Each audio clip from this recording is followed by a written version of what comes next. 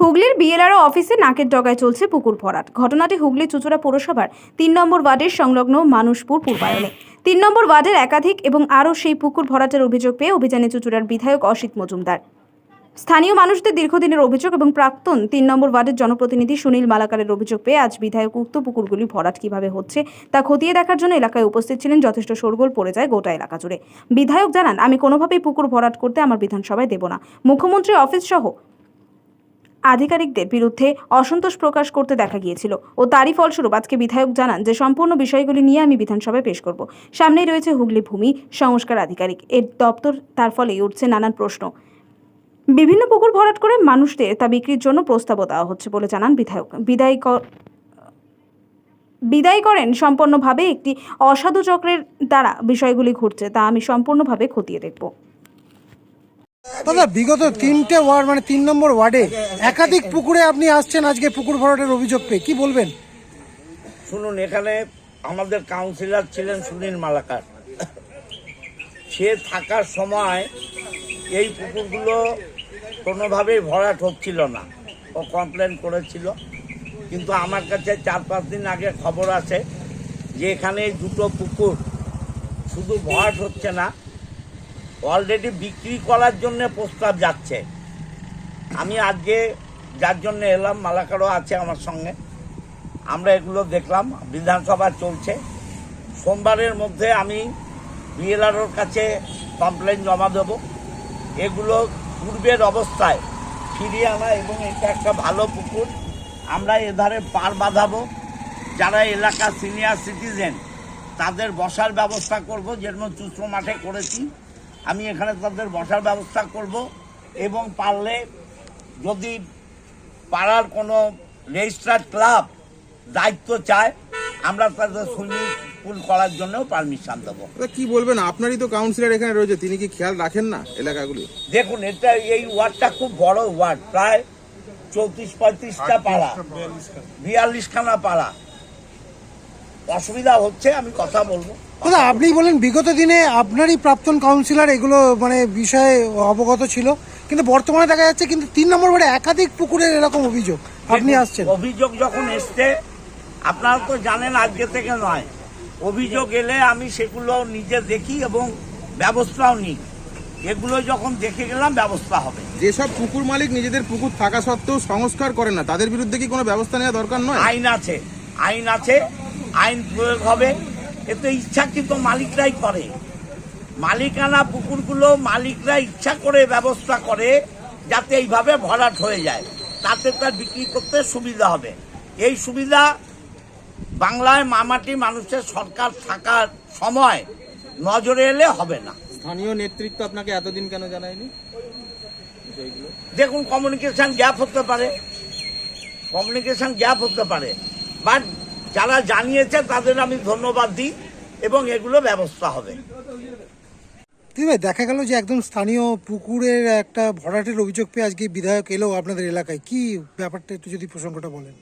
প্রসঙ্গটা হচ্ছে, পুকুরটা এরমভাবে দিনে দিনে ভরাট হয়ে যাচ্ছে, পুকুরটা পরিষ্কার করা হচ্ছে না, যার ফলে এখানে দীর্ঘদিন ধরে লোকে আবর্জনা এসে ফেলে যাচ্ছে।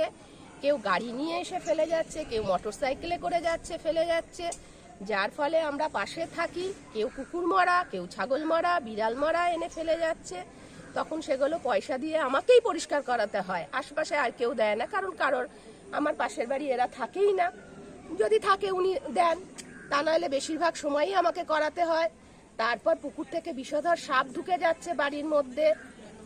তারপর এখানে শিয়ালের উৎপাত হয়েছে, ঘর থেকে সন্ধ্যাবেলা হলে বেরোতে পারি না, শিয়াল ঘরের মধ্যে ঢুকে পড়ছে, আশেপাশে বাড়ির মধ্যে থেকে লাফ মারছে পাঁচিলের মধ্যে। খুবই খারাপ অবস্থা আমাদের এখানে। তাই আমরা চাইছি পুকুরটা পরিষ্কার হোক, আগের মতো জায়গায় ফিরে আসুক। কিন্তু একজন অভিযোগ করছে এই পুকুর নাকি বিক্রি করার জন্য প্রস্তাবও এসেছিল। সেটা বলতে পারবো না, সেটা বলতে পারবো না। প্রস্তাব এসে থাকে, যিনি কিনবেন কিনুক, কিনে আবার পুকুরের অবস্থায় ফিরিয়ে আনুক। না, পুকুর এইভাবে কি জায়গা জমি এগুলো তো কেনা বেচা হয়, এটা নিয়ে তো কোনো সমস্যা নেই। কিন্তু এটা তো বহুদিন পরিষ্কার হয়নি।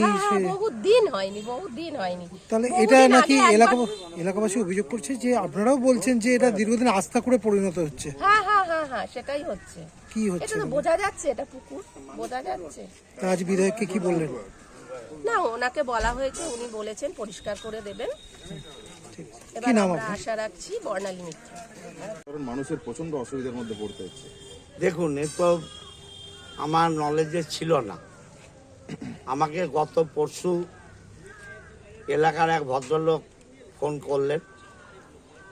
তিনি বললেন 3 নম্বর ওয়ার্ডে এই মানসপুরে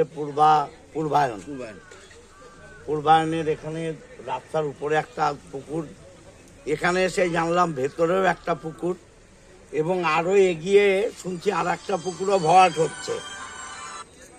দেখুন, আপনারা তো জানেন যে পুকুর ভরাটের বিরুদ্ধে আমি প্রথম থেকে লড়াই করে আসছি।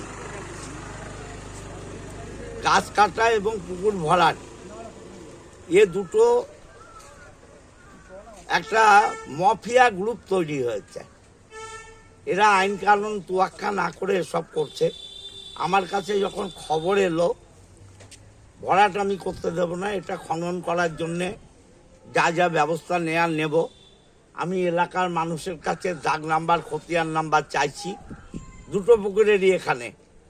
আমি তো আজকে তো বন্ধ, বিধানসভা চলছে, আমি তবুও সোমবার যেভাবে হোক বিএলআরওকে জানাবো। এবং এখানকার লোকাল মানুষ বলছে এর মধ্যে সাপ আছে, শেয়াল আছে, নানান ধরনের, এবং দেখতে পাচ্ছেন তো সমস্ত নোংরা এলাকার এই পুকুরের মধ্যে ফেলে ফেলে এ যারা মালিক তাদের একটা কারসাজি, যেই করে করে ভরাট করবে পরে বিক্রি করবে। আমি এলাকার মানুষদের অনুরোধ করব, পুকুরের জমি কেউ কিনবেন না, এবং বিএলআরওকে লিখে এই পুকুর আমি সংস্কারের ব্যবস্থা করব। এলাকার মানুষ তারা ট্যাক্স দেয়, তারা ট্যাক্স পে করে, তারা কেন কষ্ট ভোগ করবে? আমার কাছে এক বোন আমার অভিযোগ করলেন যে শেয়াল তার বাড়িতে ঢুকে যায়, তার বাড়িতে বাচ্চা আছে, সাপ ঢুকে যায়, এবং প্রতিনিয়ত এখানে নোংরা বাইরের লোকেরা এসে ফেলে, পুকুর ভরাট হচ্ছে। এবং আমার এক পুরনো কলিগ, তিনি পুজো আর্চা করেন, তিনিও আমাকে বলছেন যে অলরেডি এই জমি বিক্রি করার জন্য প্রস্তাব যাচ্ছে। যারা এসব করছে তারা মূর্খের স্বর্গে বাস করছে। আমার কানে যখন এসছে এটা পুকুর ছিল, এটা পুকুরই হবে। বহু বছর আগে এই পুকুরটাই আপনি দেখুন, আমার মনে নেই, আমি তো কয়েকশো পুকুর ভরাট বন্ধ করেছি, আপনারা জানেন। কোনটা কখন বন্ধ করছি খেয়াল নেই।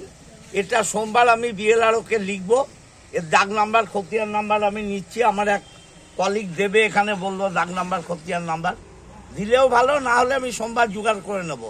এই দুটো পুকুরই সংস্কারের ব্যবস্থা করব। এই ওয়ার্ডেরই প্রোগ্রাম আছে, আমি আগামীকাল আবার ওই পুকুরটা দেখব। দাদা, সামনেই কিন্তু রয়েছে বিএলআরও অফিস, কিন্তু একদম বিএলআরও অফিসের নাকের ডগায় এই জিনিসগুলো। বাংলার মুখ্যমন্ত্রী মমতা বন্দ্যোপাধ্যায় এর মধ্যে দেখেছেন যে কত বিএলআরও অফিসারকে ট্রান্সফার করেছে। স্বচ্ছতার অভাব আছে বলে তো আমাদের সরকার, কিন্তু বিএলআরও অফিস সম্বন্ধে মাননীয় মুখ্যমন্ত্রী মমতা বন্দ্যোপাধ্যায় নিজেরই মনে সন্দেহ আছে, তাই তিনি কয়েকশো বিএলআরও অফিসারকে বদলি করিয়েছেন। আমাদের মনেও এই সন্দেহ আছে, নিশ্চয়ই ব্যবস্থা হবে। এই যে বিষয়টা বললেন যে বিগত দিনে মুখ্যমন্ত্রী বিএলআরও অফিসার বা অফিস নিয়ে অসন্তোষ প্রকাশ করেছিলেন, আপনি এই বিষয়টা কি বিধানসভায় বলবেন বা উচ্চতর কর্তৃপক্ষ, যে এই যে বিধানসভায় আমরা তো ডেলি বলছি, রোজ বলছি, এই পুকুর ভরাটের ব্যাপারটা আমি সোমবার বিধানসভায় উত্থাপন করব।